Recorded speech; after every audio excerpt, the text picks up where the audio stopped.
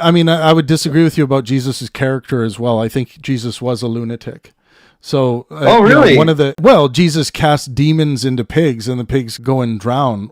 That's something I think a lunatic would do. And thanks for following the channel. We try to do these. I'm going to try and put out a schedule so that people like yourself can have a little more time to know when we're going to be going live with what topics. So get a little more organized here. But yeah, what do you think on the question of the day? Does God exist? How did you come to adopt Christianity? Tell us a little bit about your background.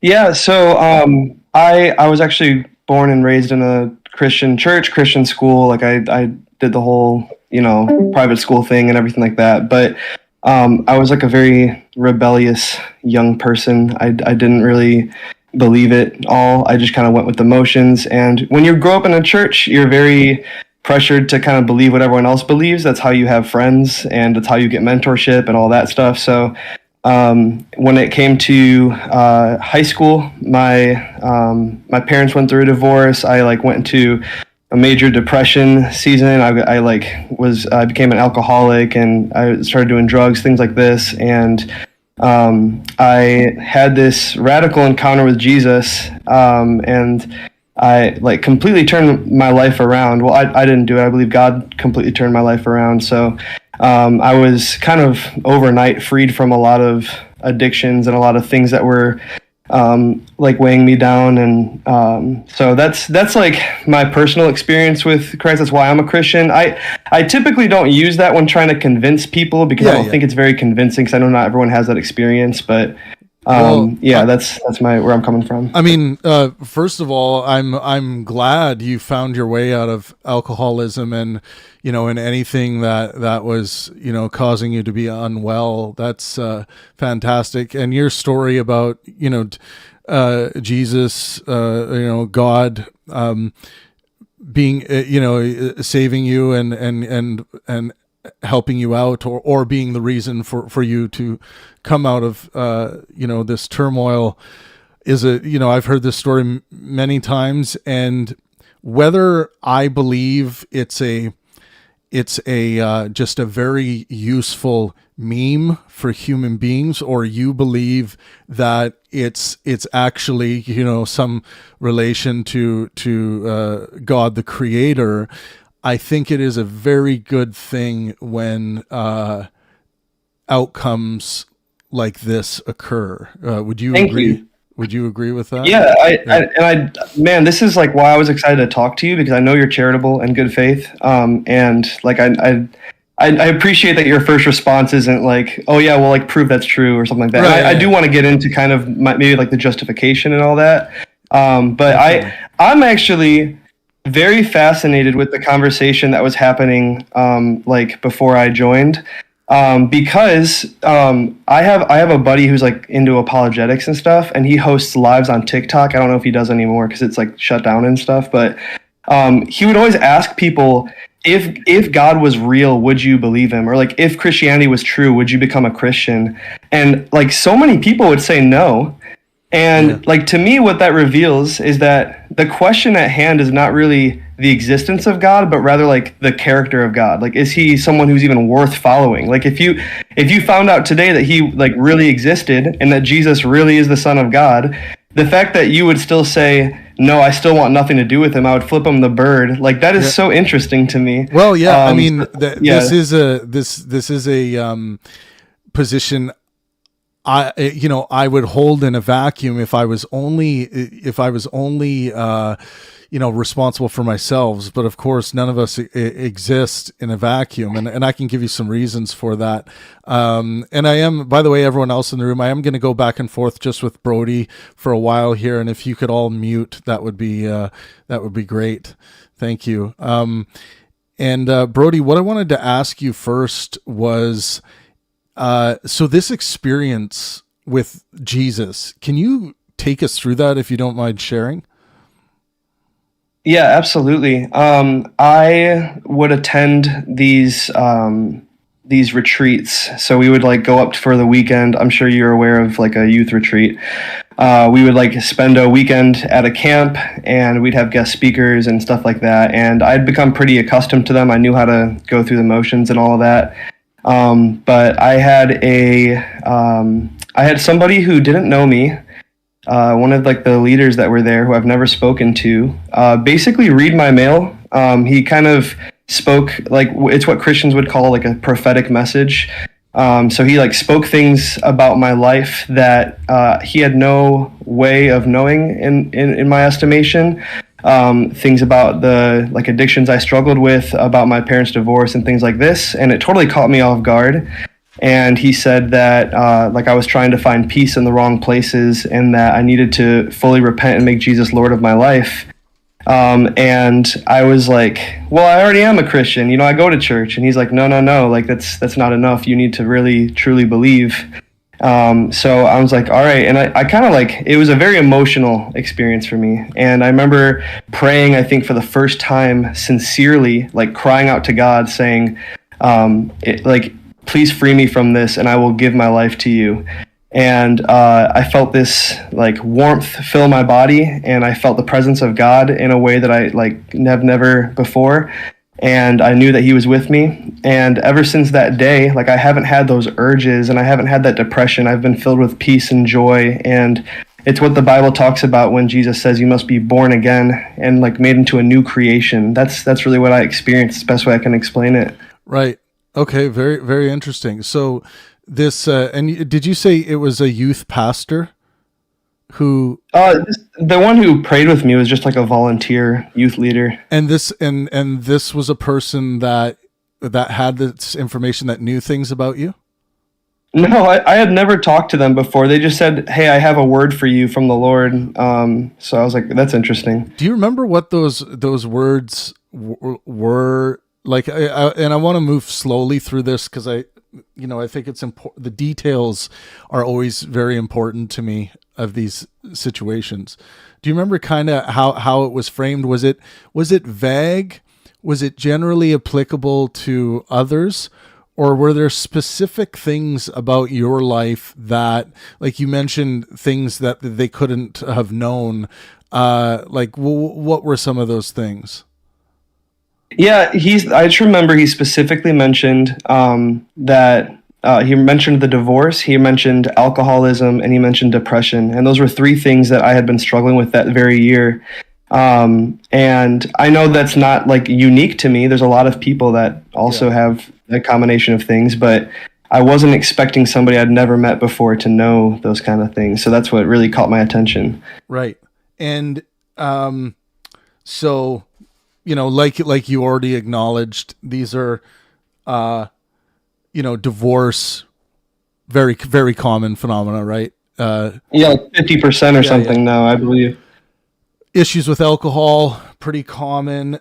Depression, the depression in the colloquial sense, very, very common. Almost everyone has experienced depression, but in it sounds like what you may have been experiencing was maybe more of a clinical depression, or a depression that required some kind of medical intervention, or was it more of the colloquial kind of depression, like you didn't have an official diagnosis, but you felt depressed? Yeah, I never had an official diagnosis, and I actually never used the word depression. But looking back on my life, there was times I couldn't get out of bed. I would ignore my friends' phone calls and all my family. I wouldn't go to my family hangouts. I just had no motivation in my life and all these things. I was addicted to pornography and all this, and I was just like sapped of all my energy. And honestly, Travis, the thing that I think is outstanding, because I think we could probably explain, maybe this leader had dealt with enough students that he was kind of able to predict, hey, these are the common issues that these students are dealing with. And he was just kind of going out on a limb, and it happened to hit the nail on the mark. Like that's not the miracle to me. The miracle to me was the complete deliverance from all of these things. Like the life changes that I saw afterward. That's what sparked my belief in God. And do you think that what this youth leader said to you was a kind of a bridge to that deliverance, or was that part of the deliverance? I don't know the difference between Okay. what you're asking here. Yeah, I'm just trying to see if there was a difference between. Was that all part of the same experience of kind of becoming or moving towards knowing God, or was it that you were given some information or given or had this experience with the youth person, and then you had your experience I with God, see. or do you think it's all connected there? No, I think probably the latter. I think this Okay. gave me the push to do. I don't know if you've ever read Kierkegaard, but like the leap of faith Yeah. idea Yeah. of like I'm kind of going out on a limb and like putting all my chips on the table. So And you describe this as what would you what if you had to summarize, what would you say was miraculous about this? You used the word miracle. yeah, up until that point, I had pretty much tried everything I could to help myself, to fix myself. I had read a bunch of self-help books and gone to speakers that talked about, changing your life and all that. And it seemed like I couldn't find a natural way to remedy what I was experiencing. And I have this, what I would call a supernatural experience that seemed to cure me in a single day. So Right. that's why I would use the phrase miracle. Yeah, so you had this transcending experience, and did you have a family doctor before that? Did you regularly see a doctor? Yeah, but not a mental health doctor. I just Okay. went to like a Just a a family physician. doctor. This was like a GP, a family doctor. You saw? Yeah. Yeah. Okay. Okay. And you then you reached out to the self-help world. You tried to quote unquote help yourself, and nothing seemed to work. And then you found some higher purpose. Yeah, I guess you could. I mean, I think the purpose kind of came afterward. My purpose after that was to follow this God who helped me and to glorify Him and make Him known to more people. And I serve as a youth pastor now, so I am doing that. I'm preaching kind of the same experience that I had and the same Jesus that I follow to young people. So I don't think it was like this is a really cool way to live and this is a really good way that to devote your life. It was like, whoa, something just happened. I want more people to experience this as well. Yeah, you found you found something transcending that pulled you out of your current state, and you wanted to share that with others. That's correct. I feel the same way about my own, the six Pangburn virtues and maxims, and my own moral philosophy. That's how I feel about it. But I'm only human, and we are in reference to a God here, and that's that's categorically different, regardless of what's epistemologically the case. Well, yeah, and I would want to ask you some questions about that too, but you can keep Sure. going with. Sure, yeah, and then after, let's talk a little bit more about after the youth instructor, and then what happened. Like you had this experience with them, and then how did Jesus or God present themselves to you? So are you talking about the experience of that day, or are you talking about like the following weeks and months afterward? Well, it can be either or. Like what was there anything? Yeah, just try to give me some insight as to what the experiences were like as soon as this all started. Like, did you see God? Did you hear God? Did you read God? How did this happen? Yeah, I did not see God visibly. I did not hear Him audibly. It was like like the best way I could explain it is like when you're speaking to me right now, I hear your voice audibly, but like the meaning of what you're saying is like hitting me in either my reason or my heart. and it was like he skipped the audible part. He skipped the ears and went straight for the heart. So like these words landed on my heart, and I was able to, I immediately was like, I got to find out more about this. So I really started reading my Bible for the first time, which is crazy since I grew up in that environment. It was like my first time actually reading for myself, actually seeking and praying and spending time in worship. And then, yeah, I believe I developed an actual relationship with the divine after that. Okay. And so you then became convinced that you developed a relationship with the divine. And Yeah. if I had to ask you for your justifications for that belief, if you have any, what would you cite? My justification for believing personally is through my own personal experience. However, I do think there is a lot of rational grounding for the belief in God that I think is important as well. Okay, so we'll deal with your and then we'll get to the arguments. Now, within the purview of your personal experience, and this is, fallibilism is the first Pangburn virtue, and I summarize it in a corresponding maxim that certainty is almost certainly unattainable.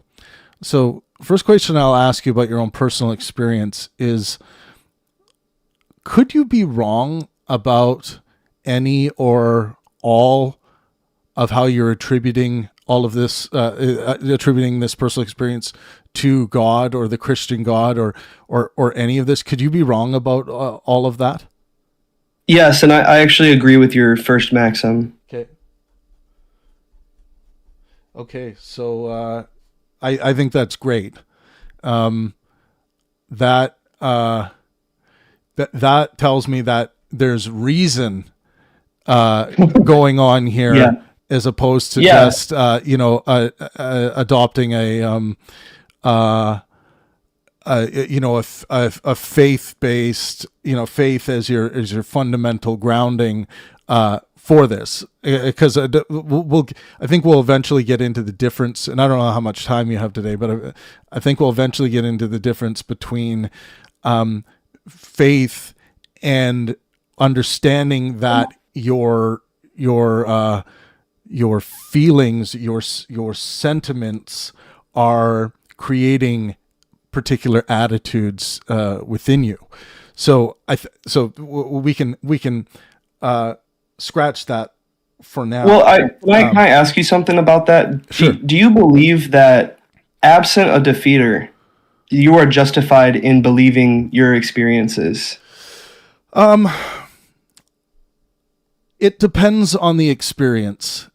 So I think, experiencing elation and euphoria when I'm out at a concert, these experiences would be different than what you're describing. Maybe you would agree with that. That you've been to a concert before, you've seen art before, and surely you've seen some inspiring, motivational art in your time and heard great music, and that would be different than what you're describing. I would give a qualified yes. I think that it is different, but I do think that these things are evidence of the transcendent as well. I think that like beauty, for example, in the natural world is evidence for God. And that, so that's why I would say a qualified yes. Now, I would agree with you that these, I mean, at least seem to be, through my experiential lenses, transcending things, but what it's transcending to would be where I think you and I would end up disagreeing, but I think we'll get there. So okay, so you're fallibilistic about this. You understand that it's possible you might be true. You probably also recognize that human beings have cognitive limitations. 100%, yeah. Okay, great. Now, what I'd like to do is try to understand your epistemological framework a little more, if we could, if you think it's relevant to your knowledge of God. Is that okay? Yeah, you might have to kind of wear kid gloves with this conversation, though, because I'm not like philosophically trained. So that's fine. All I mean by epistemology is just a theory of knowledge that allows us to analyze basically what people really mean when they say they know something as opposed to just believe something. So okay. All right. So knowledge would be, well, let's first start with true. Do you know that it's true that God exists? When you say no, yeah, it really depends on what you mean, because I don't believe I have 100% certainty, but I think I have like a justified belief in it. Sure. I'm just trying to get at what your criteria of knowledge is. I can tell you my criteria, where I rely on correspondence criteria of truth, which basically means that if someone says it is true that the Eiffel Tower exists in New York City, the Eiffel Tower, the Statue of Liberty exists in New York City, it is actually true if the Statue of Liberty exists in New York City. So in other words, corresponding the claims we make to the objects in reality. So yeah, I believe yeah. that like God's existence corresponds to reality, but okay. I don't know if I'd be comfortable saying I know that 100%. Oh, okay. Yeah. Because knowledge to me, I think the whole conversation around knowledge dies when we even mention certainty. So that's, this is a key doctrine to my epistemology, which I haven't released my books yet, so no one would really know this, but it's, certainty ought never weigh into our epistemology. Possibility ought never weigh in. What matters is plausibility. Because even with our current understanding of quantum mechanics, it's seemingly impossible for me to rule out anything, which essentially means everything is almost certainly possible. So then let me frame it. Let me frame it this way. We can start talking about belief itself. So you hold a belief, a belief that God exists. And just for everyone on YouTube and in the room, by belief, what I mean is simply our attitude, our current on-off switch attitude towards a proposition. You either believe this proposition or you don't believe this proposition. So the proposition that God exists, you, Brody, you currently believe that proposition, right? Yes. Right. So, and how would you describe the collection of things, and if you can pinpoint it to the most important things that cause you to hold that positive belief in that proposition? And I know you already said your personal experience. Yeah, besides my personal experience, I would say like the existence of the existence of life, the moral values and duties. I think beauty is definitely up there as well. I think these are all things that give me confidence that there is a creator. Right. So existence of life. Do you believe in, let's say, evolution by natural selection? Yeah. Okay. Now, then we get to abiogenesis. I currently believe that non-life can turn into life under the right settings, just physics doing what physics does. Do you believe that can happen, or do you think that it requires God to get that spark moving? Well, I think it requires God to get the spark moving, as in it requires God to set the right conditions. If that were true, I don't really have any reason to believe that is the case. That I haven't seen that to be the case, that non-life can produce life. But if I were to take your word on that and say, sure, given the right conditions, I still think that there needs to be a cause for those conditions to exist in the first place. The reason why I asked that is I kind of wanted to know how long of a finger you think God needs to have in the day-to-day operations, or if it's more one step back or one level of abstraction back, where the physics itself even requires God's hand. Yeah, it could be the case that God set the conditions, as in like he started the first domino, and everything fell into place, and life generated, and natural selection took its course, and God, that's kind of more of like a deistic view of God. I believe He is more active in creation than that, but I think that is plausible. And you claim to be a Christian, right? Yeah, that's true. So, and what about Adam and Eve? I'm not. I don't think that Adam and Eve. This is not like where I'm going to put my flag in the ground. I could be wrong about this, but I don't believe that Genesis 1-11 is meant to be read literally or historically. But I still do believe it's true, as in it communicates the truth or the reality of God's relationship with mankind through the use of poetry and allegory and things like that. Very Petersonian of you. Yeah, thank you very much. No, I used to be the biggest Peterson fan, so I know that you probably got a lot of Peterson haters in your chat. But I like, yeah, I have a signed copy of his book and everything. Oh, I have many signed copies as well, and I consider Jordan a friend, and him and I disagree on a lot, but we've done a lot of great work together, and and I think he's quite a fascinating figure. But I think one area I would split with him is I think that the historical question matters more than he does. I think that when you ask a question like, did the Exodus actually happen, or did Jesus actually rise from the dead, I'm not satisfied with Jordan's answer of, well, like, that's not an important question, or like, that's irrelevant. I think these things are absolutely relevant. But with like Adam and Eve specifically, I'm okay with saying that it's not like historical.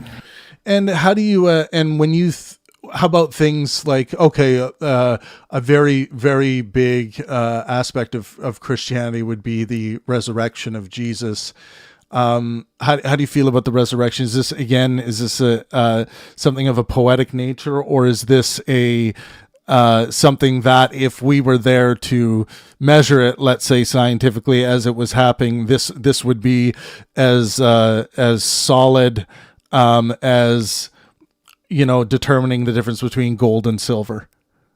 Yeah, I think literary style is very important, and it seems like crystal clear to me that the gospel authors were intending to write a historical account. So if I'm taking their words at face value, I have to believe that this was a historical event, that Jesus actually physically rose from the dead. And like Paul says, if that didn't happen, I'm to be the most pitied. I believe in a fantasy, so I do believe that was something that really happened. Now I currently believe your Christianity to be rational, because I think Christians who don't actually believe in the resurrection of Jesus but claim themselves to be a Christian, I think they're kind of, I think it's kind of irrational for them to call themselves Christians if they don't believe that. So they're trying to have their cake and eat it too. I agree with you. Yeah, unless they're calling themselves a cultural Christian or something like that, then I would then grant them that at least they've added that caveat. Look, the resurrection is the vindication of Jesus's claims. When he starts claiming all these divine titles, and they say, what evidence can you give us to know that this is true? The Pharisees asked him. He said, tear down this temple and I will rebuild it in 3 days. And when he was talking about that, he was talking about the resurrection. So I view this as like the proof that, he is who he says he was. Right. Okay, now we've gotten to my crib. And this might make for a fun dialectic.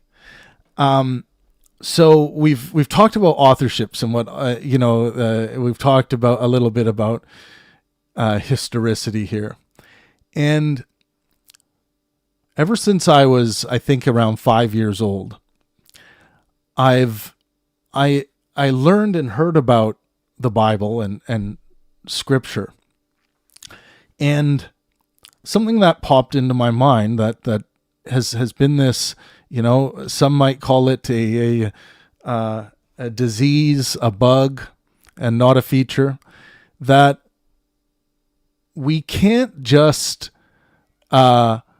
believe what human authors write if the claims that are being made are extraordinary enough and not verified by multiple less interested or even disinterested sources. So you believe biblical authorship about Jesus's resurrection, and I can't find myself to believe what human authors wrote down. That is very extraordinary. That claim to be divinely inspired by themselves and or by others. I can't find good reason to believe that what they write down, what they say, what's been edited over millennia, I can't find a way to have that just be the justification for belief. So is it, just a clarifying question, is it the fact that they are claiming something so extraordinary that is the roadblock to you believing? Like if they were just claiming, like, you know, Jesus taught these things, Jesus did these actions, but they didn't claim miracles, would you have an easier time believing? Yeah. So like when we look at any kind of piece of history about historical known figures and Jesus, it is true that although I would say Jesus mythicism has become even more and more popular, I think that the historicity position of Jesus was, you know, a real man who walked the planet is a very, you know, a lot of historians are going to agree that was probably the case. I have no problem with, you know, Jesus taught this and taught that and did. I don't for 1 second believe, I'm not convinced simply because it was written down, that Jesus cast demons out of human beings into pigs and then the pigs went and drowned in water. I don't think this stuff and the resurrection, I don't have good reason to believe that any of that extraordinary stuff happened. And I think I have better reason to believe that just like how you believe about Adam and Eve being more of a literary tool, more poetic, not relaying a literal truth, I think that is almost certainly the case about the resurrection, almost certainly the case about Jesus casting the demons into pigs, almost certainly the case about walking on water and, you know, all of this stuff. Do you think that the disciples believed that? That's a good question. I don't know, because I have examples. I have real world examples today of human beings believing, truly believing to their core of this kind of extraordinary stuff happening in the world today. And I don't believe their claims, but in many of these cases, I believe they believe what they are claiming. Now, the difference between this would be, it might seem simple, maybe not, but that often these people who have these personal experiences, like you know, you've claimed to have a personal experience with God, people who claim these personal experiences, they often, I think, are claiming these experiences, I would say almost certainly incorrectly, to be mind-independent experiences. That is, having experiences with entities or objects that are mind-independent, not connected to their mind. They're their own objects. But what I think is more likely going on, and almost certainly the case, is that people are having these mind-dependent experiences where this is happening within their mind, but that doesn't necessarily mean that it should be less important or less transcending, or even that it will be less transcending. I do think it's important, though. The reason I ask you if you think that they truly believed this is because earlier, you were just making the claim that this could be viewed as similar to maybe like a poetic or a metaphorical story, such as like Adam and Eve. And it seems to me the evidence points otherwise, that these people believed so firmly, whether they were mistaken or not, they believed to the point of martyrdom that they had witnessed a bodily resurrection. Yeah. So that points me like that kind of, to me, is evidence that what they were recording was not something that they think was a fable or something that they thought was fiction, but they actually thought it was legit. Yeah, and you and I would disagree there. Whereas I think human beings, like, again, we don't have to look very far of human beings throwing their lives on the line. In the what was the big if anyone in the room can remember the big shooting where it was what happened at it was where they had the religious compound, and they had the religious leader in there, and they all died in a fire and in a shooting guns back and forth at each other. It was a huge thing. The Branch Davidians. Yeah, the Branch Davidians. And where was it again? It was that was Waco, Texas. That's or you can point to the whole drinking the Kool-Aid thing, right? Sure, and my claim is not that if somebody dies for their belief, that makes their belief true. My claim is that people aren't willing generally to die for things that they know are not true. I think that if someone's willing to die for their belief, that at least means that they really believe it. Yeah, if you're asking from that perspective, the people who are, like if you're saying, do I think people died so that they could just keep a myth alive or something like that? No, I don't think that's a sound. I don't believe that. Well, then why would you say that it's more likely to believe that they're recording the resurrection and the walking on water and things were them writing a myth? Why would they want to die for a myth? Well, so the it's to the people who are dying. I don't think they think that it was a myth. I'm not. See, the thing about the scripture is, I don't, because I think you kind of have a trust in the authors that like these things went as described, right? Like these particular people died with. Were willing to die with Jesus for these reasons, and the thing is I don't know or believe any of those details to necessarily be accurate about the people who were involved. Like, I believe Pontius Pilate existed, for example. I think Jesus, like, there was a character of Jesus that probably existed, but all of these stories connected with these the so-called miracles that took place, I don't have any way of verifying that any of that is actually happened.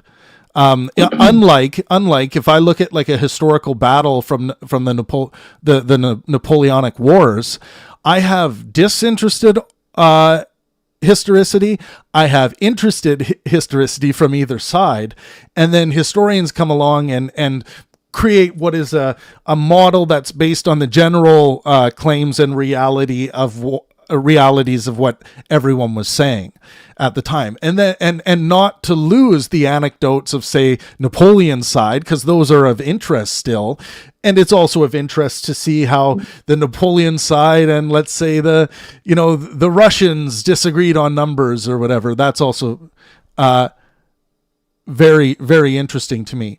But in these cases, we just have single accounts, right? In just someone writing down and saying, this, and then this happened. But, that's not enough for me to believe the particular details of what's being written.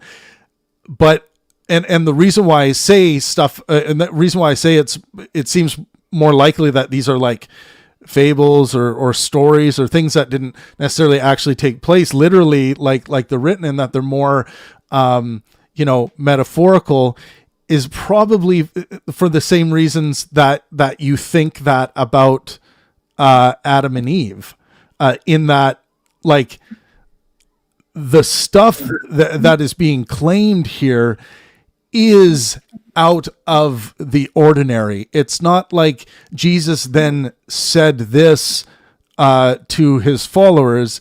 It's that Jesus defied physics in these instances. And as so far as I can tell, based on everything I know as a dumb, stinking, evolving ape, human beings can't just defy physics. We can work with physics, but we can't defy physics. Well, and this is kind of, I think there's two paths we can go down, and I think one of them is going to be very unhelpful for us. And I think the path that would be unhelpful is me and you hashing out the reliability of the Gospels. How do we know who these authors are? Did they really, was it really John who wrote John? Was it really Mark who wrote Mark? All these things. Can we verify that they lived, in the proximity of Jesus? All that stuff. Because even if I were to demonstrate to you, hey, we have, like, let's say I were to somehow prove to you that we have the exact words of Matthew, Mark, Luke, and John, and this is everything they claimed word for word, you would still have this roadblock of, well, they're claiming something that does not fit into my framework, which is this supernatural event, this defying the laws of physics. It doesn't fit within the framework of physics. Yes.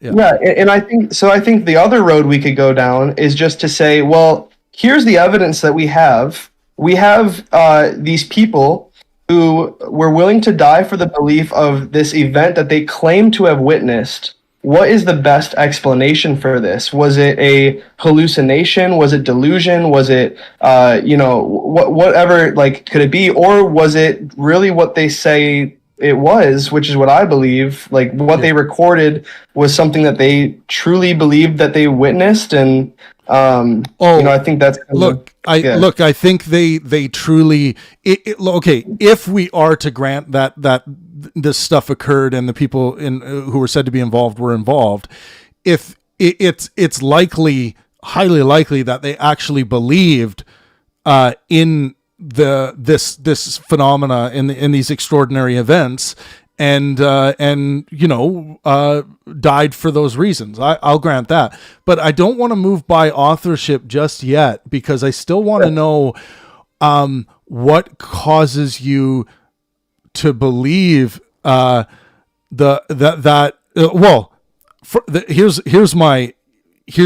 the essence of my crib. First of all, do you believe that Bible authors, any of them, were divinely inspired? Yeah. Okay. And what leads you to believe that they were divinely inspired?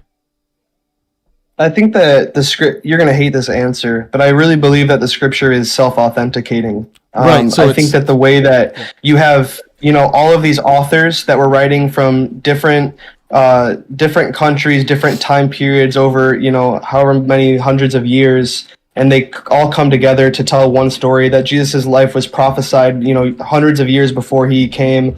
I just think it's like, it's evidence to me that this is not a human-only book. So, okay, so circular reasoning, and this is just for the stream, and you can respond if you want.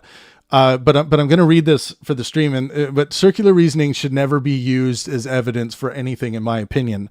So circular reasoning, also known as begging the question, is a logical fallacy in which the conclusion of the argument is used as a premise to support itself. In essence, it creates a loop where the reasoning goes in circles, failing to provide any independent support for the conclusion. The argument assumes what it is trying to prove, making it invalid. So an example statement, the Bible is true because it says so in the Bible. Here, the truth of the Bible is assumed in order to prove the truth of the Bible. Statement, I'm always right because I said I'm always right. This claim, we've heard this from our parents probably. The claim assumes its own truth without external validation. Now, why it's a problem? Circular reasoning doesn't offer new evidence or reasoning to support its conclusion. Instead, it relies on the conclusion itself as justification, which can never truly convince a skeptical or neutral audience. Now, you don't have to agree with that Brody. I assume you wouldn't accept circular reasoning for other things, right? Like if I said, oh God, it's kind of a hard example. Well, I read you a few examples. Like, do you find circular reasoning convincing in any other example? I don't find circular reasoning convincing. Like there's other books that claim to be divine, such as the Quran, right? And I'm not going to say just because it says it's divine, therefore it's divine. And I think the argument I'm making about the Bible is different from that. I'm saying, I'm pointing to something like internal consistency, prophetic fulfillment, as evidence that this is something that goes beyond human capability. Right. But you are using the Bible to verify, the truth of the Bible, right? Well, that's like in a way that is like, because my question was, how do you know that the Bible is divinely inspired, right? And then you essentially said, no, you didn't use these words, of course, but you essentially said, because the Bible said so. Well, it's you're kind of tying my hands behind my back, because like right now, Travis, you and I are investigating this collection of literature, and we're saying, is this thing divinely inspired? But you're putting constraints and saying, I can't bring up the literature when I'm showing that it's divinely inspired. You can. That's why I like it. Brody, I'm not saying you can't. I'm saying you can. I find it epistemologically problematic to do that. But you don't have to believe as I do. I'm just saying if we are trying to determine whether or not the Bible is divinely inspired, would we not want to have some way of investigating the authors themselves? And in the case of Scripture, I don't see any way for us to verify that they were divinely inspired at all. We just have to take their word for it. Well, I don't know what kind of verification you'd be looking for. Like, are you looking for like a third party to like claim that they? I don't think you would accept that. Like, if I had like a Fifth Testament that wasn't in the Bible that said all of these authors are divinely inspired, that wouldn't be evidence to you. No. Yeah, I don't claim to know what divine evidence would look like, but it's one of the reasons why I'm so fallibilistic and I lack a belief in claims of the divine, because I don't begin to claim that I would even know what such things look like what a brain that is divinely inspired could look like, right? What a mind, how we would test that mind, I don't know. But what I do know thus far is that there has been no verification that I've seen that it's just accepted that the authorship is divinely inspired. And why? Because people think that what's in the book seems divine. Yeah. I mean, part of me wants to ask, like, if you don't know what evidence looks like, how do you know you haven't seen it yet? Yeah. That you're bringing up a possibility. Remember what I said about possibility. Possibility ought not weigh into our epistemological standards. Now, is it possible or plausible that I've seen and I just don't recognize it? We would have to find some way of arguing on that. It's definitely possible, in my opinion. I'm open to that. I could be completely ignorant on all of this and be missing it all. Definitely. Yeah. So I mean, I don't think I'm able to demonstrate in a convincing way to you that the authors were divinely inspired. What I can say is that I believe that they were reliable in recording the life, the teaching, the death, and the resurrection of Jesus. And I believe Jesus as a person was reliable. I don't think he was a liar or a lunatic. And if he is reliable, and I should trust what he says, and he says that the Bible is the word of God, that to me is justification. Well, I understand you might think that's circular, but... Well, I mean, I would disagree with you about Jesus' character as well. I think Jesus was a lunatic. So, Oh, really? one of the one of the reasons, like, Jesus's teaching methods are worse than mine. Wait, why do you say that? Well, Jesus cast demons into pigs, and the pigs go and drown. That's something I think a lunatic would do. Why do you think that? Why do I think that that's something a lunatic would do? Well, Yeah. I wouldn't kill pigs in that way. I would just I would use some kind of literary or linguistic device in order to teach the demons out of the mind, for example. I mean, I wouldn't create such a design, a design of chaos to begin with. But in that particular instance, Jesus casting the demons into swine, I think that is the behavior of I think like a sound behavior would be, let's say that demons in the mind exists. I would sit down if I was Jesus and I would talk about these demons that are in their mind. And this is the way we must cast them out. And I will help you with that. Watch them go to the sky. And then they disappear, right? You don't need to kill pigs in order to do that. That's something a crazy person would do. I have no idea like how you could make a claim like that. Like, I don't know how you, like you said, with your ape brain could claim to understand the mechanism of how demon casting works enough to say that this was a wrong move or a crazy move for Jesus. Well, in this hypothetical where I'm in this space, kind of like acting if I was Jesus, assuming Jesus is God, right? You believe Jesus is God? Yeah. Assuming Jesus is God, I'm acting as though I'm God in this hypothetical. So I'm the creator here. Do you understand what I'm saying? That's your misstep, though. Like I just don't see how you can put yourself into a position like, let's assume I'm all knowing, but I'm going to use my limited brain to tell you what decision I would make if I was all knowing. Do you see how like that kind of falls apart? Yeah. No, I don't think it falls apart. It's assuming that a human being can't throw themselves into the hypothetical shoes of an all-powerful being, and I think we can. Not an all-knowing being, though. I would say, it would be incorrect for me to say, if I were to say, I don't know, powerful, I'm very ignorant, but if I was wise, I would make this decision. It's like, well, I'm still thinking with my ignorant brain, so how would I know that? Yeah, but all-powerful. Travis, may I? Hang on, CJ. No, please don't. If I'm all powerful, though, what I know is correct in this hypothetical. Do you get that distinction? Like if I'm myself, Travis Pangburn, being thrown in as Jesus and God into this hypothetical, all of my knowledge is correct. Yeah, but you're assuming that your decision making would be the way it is right now, as you telling me with your limited brain. Correct, because I'm God in the hypothetical. I don't think you see what I'm saying. I think if I were to have a completely different brain, I could not predict what my decision would be because I would have a completely different set of faculties, right? Yeah, but we're not talking about me having a completely different brain here.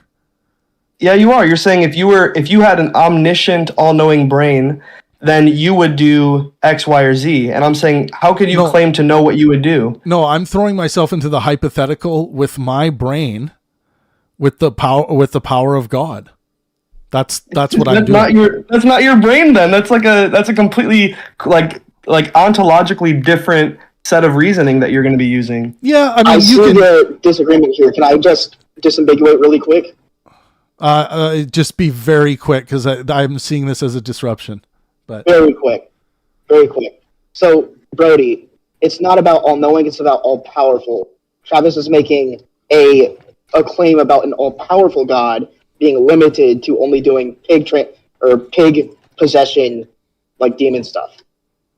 Yeah, so the reason I don't think that's actually the issue, I think that's incorrect, is because I'm not claiming that Jesus couldn't have done what you said. I'm claiming that you can't know that's what he would have done, or that would have been the correct thing. I'm claiming it would have been the better thing to do because I'm a moral agent and according to you, I would be a moral agent with free will, right? To be able to discern these things.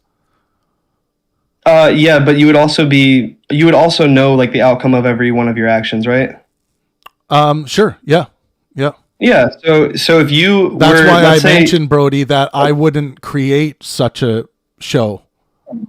right now you would say that, yes. Yeah, I know. With your limited brain right now, you would say that seems like a lunatic thing to do.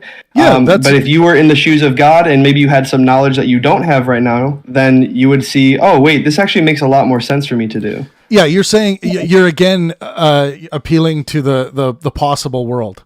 I'm going to grant you constantly, Brody, throughout the course of our conversation, that almost certainly anything is possible. Wait, no, you're making the claim here, Travis. I'm not. I'm poking holes in your claim. You're saying that it is that your claim was that Jesus is a lunatic because he made this action that you currently in your limited brain can't see a reason for. And I'm saying, how can you make that claim if you have a limited brain? I didn't say I couldn't see a reason for it.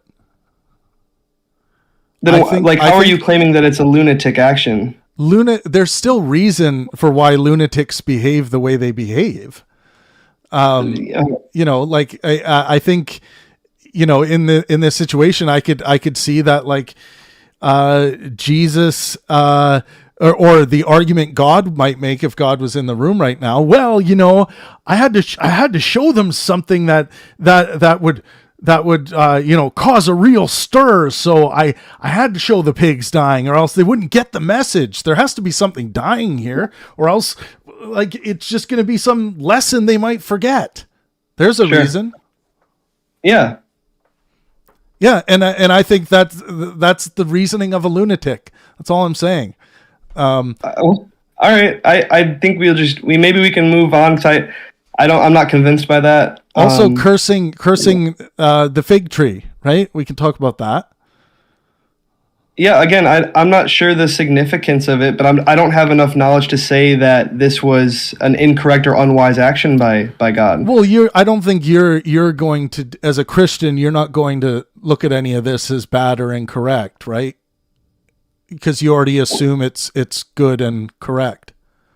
Yeah. Right. So, yeah, all I would, what I can just say to summarize is I see a lot of problems in with the character of Jesus, moral issues I have with Jesus, and of course great large moral issues with God, where I think I'm a morally superior being than Jesus and God. Okay, this is like the core of what I wanted to talk about with you, and I'm really happy we've gotten to this point. Yep. Because this goes back to when I joined the conversation. You were saying if you found out that God was real, right, you would still give him the bird because he doesn't align with what you find to be moral or good or righteous or like commendable or anything like that, right?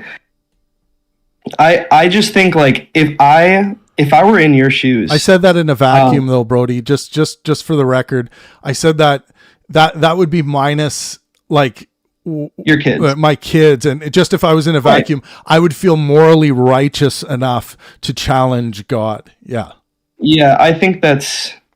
I respect you a lot, but I really think that's silly. I think that if I was confronted without a shadow of doubt that God exists, and by God, like, the definition of God I'm using is the, like, greatest conceivable being, the standard of moral perfection, the all-knowing, all-powerful creator. Yeah. Like, I would be so humbled to the point, like, why would I ever think that I could condemn God with my moral standard? Like, it just seems very illogical to me. But you're a fallibilist, right? You could be in the presence of all-powerful Satan.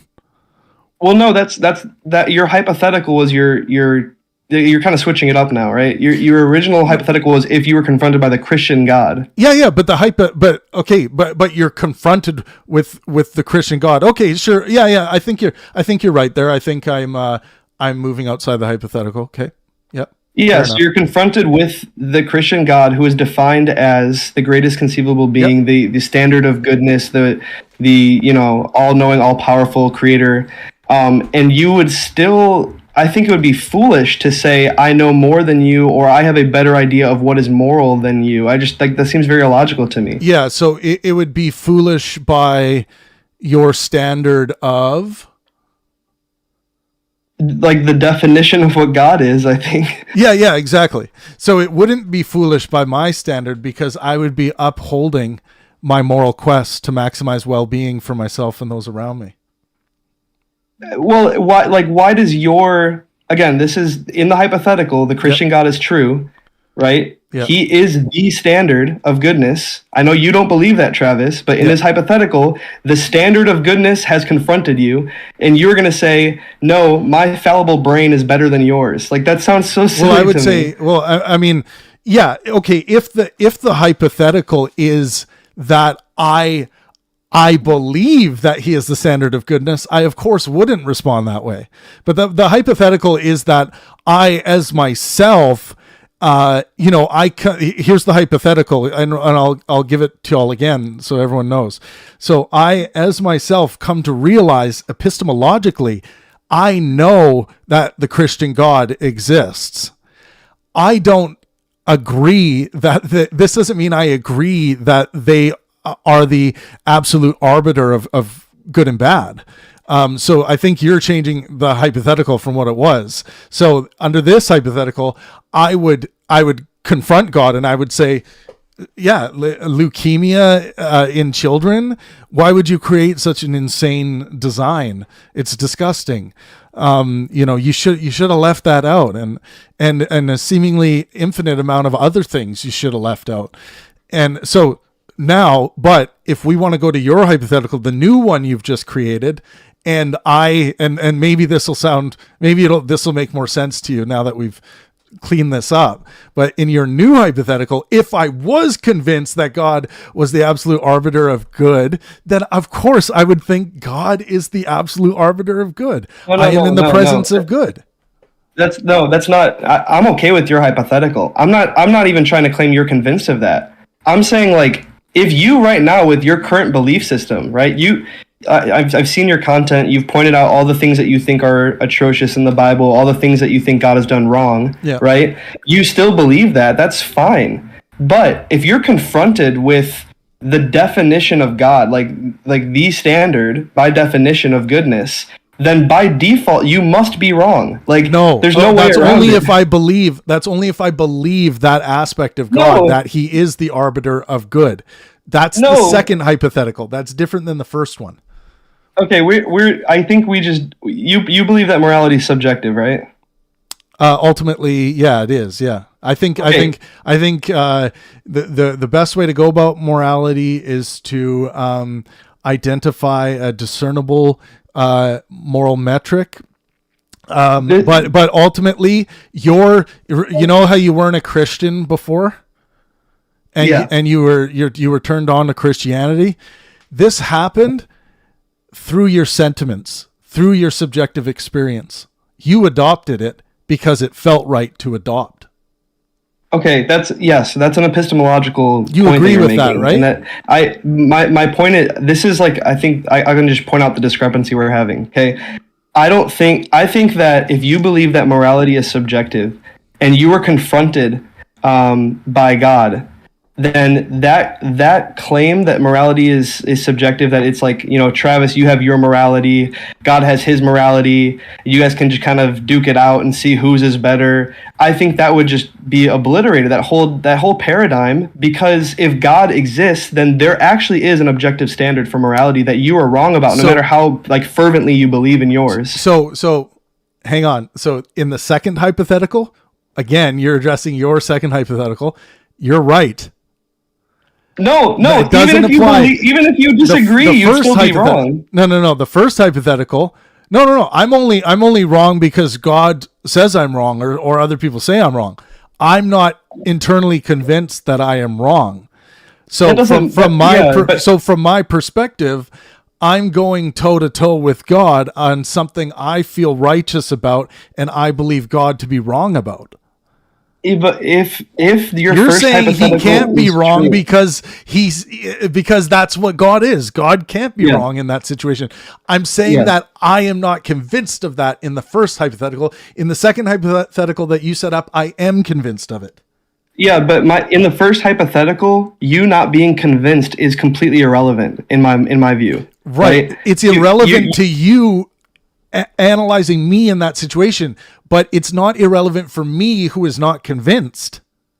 No, you not being convinced has no bearing on the objective nature of morality, right? You could be wrong, right? You said you can't have confidence in, I agree with that certainty statement. about anything. I agree with that last statement you meant, that if it's true that it is objectively, and again, you're having a lensing issue here. I agree that if in fact in the first hypothetical, if God was in fact the arbiter of good and bad, I'm ignorant to that in the first hypothetical. You're saying, why are you ignorant to it? Well, I'm saying in that hypothetical, I am ignorant to it. No. I'm not saying that. It makes sense why you're ignorant to it. Like I'm okay with you being ignorant to it. I'm saying that has no bearing on the truth. You're talking about an epistemological claim that, even if God were to show up, I'd still have my belief system. I still wouldn't agree with him. I'm saying that's fine. That doesn't matter. That doesn't change the truth. You got what? So if in the first hypothetical, the cool thing about this, I thought, was that, okay, I come to epistemologically understand that this Christian God exists, but it doesn't mean I believe everything about that Christian God. That's the key difference. Like, I believe he exists, but not exactly as written out. But I'm also convinced that heaven and hell exists. And that's why we got into the heaven and hell discussion of whether we would. This is what it sounds like to me. All right, just to kind of like help you understand. Let's say, like, for example, okay, I am in America, and there is a law in America that was put forward by lawmakers that you cannot drive through a red light. It is illegal. Right. And I don't believe that these lawmakers have any authority. I don't believe that they have my best intentions in mind. I don't believe that is like a just law or anything like that. So I drive through the red light anyway. And they're not going to convince me. Even if I'm like presented with these lawmakers, I know they exist. I still don't believe that that's a just law for whatever reason. Right. Yeah. My point is, it is still objectively true that is the law. In the same way, in this first hypothetical, you not believing that God is the moral standard, you not believing he is good, has no bearing on the objective truth that he sets the standard, that he is right. Yeah, and in the first hypothetical, I don't recognize God as being that arbiter, as being the person who lays out that traffic law. In that first hypothetical. I don't know who you think you're getting confronted with then. I still believe in that first hypothetical that morality is ultimately subjective. Even see that's the thing, like, morality is still subjective even if it's born of the subject of God. But we don't have to get that meta-ethical today. But I think that's actually, I know you don't want to talk about meta-ethics, but that's like the core of what we're talking about here. Because I think like we can talk about that's just where we disagree. Yeah. That's simply where we disagree. I think that if God truly exists, then our opinions of morality are kind of irrelevant when it comes to what is actually true, as in what is the reality of the moral code. I think even Jesus and the God of the Bible would disagree with you on that. That our feelings about morality are irrelevant. No. That's a misreading of Jesus. You're gonna have all of these different kinds of feelings that are important to your experience and your relationship with God. Yeah. There's going to be up and down struggles. Your feelings are important. They inform your decision making and all of that. And but when we're talking about truth, your apparent free will. Yeah. When we're talking about truth, and what you defined as truth is what comports to reality, right? Well, and if there is, I don't use that language. Yeah. But yeah, go ahead. Well, sorry. If you want to clarify that, like I thought that like you had you were saying that truth is what is real or what exists in reality, right? Yeah, except it's more to do with the language we use and how it corresponds with the objects in reality. Like it's specific. So just for YouTube, everyone, one of the best things you can do is study criteria of truth, just to be able to discern when you are using what particular kind of criteria of truth when you're engaging in reasoning. And there are many different criteria of truth that we use when we are engaging in epistemological issues. What I'm referring to right now is correspondence criteria, which is what the scientific method draws from. But right. So with the correspondence method, right, we can say that if there's a moral fact, or like a truth claim you can make about morality, you and I are using those terms differently. What you mean by a moral fact is, from what I can tell, is it is true in reality that I hold the belief that this is wrong. So this is interesting. I would say that like morality is, it is true that this is wrong. It doesn't matter if I believe it or not. So this is interesting because I'm representing Sam Harris talking about the moral facts as conscious states, and you're representing Jordan Peterson's the other side of ethics that Jordan Peterson represents in their conversation together, which is pretty interesting. I think there's a lot of the way we're talking about this today that is similar to that discussion, which of course everyone who's part of this channel has studied over and over and over again.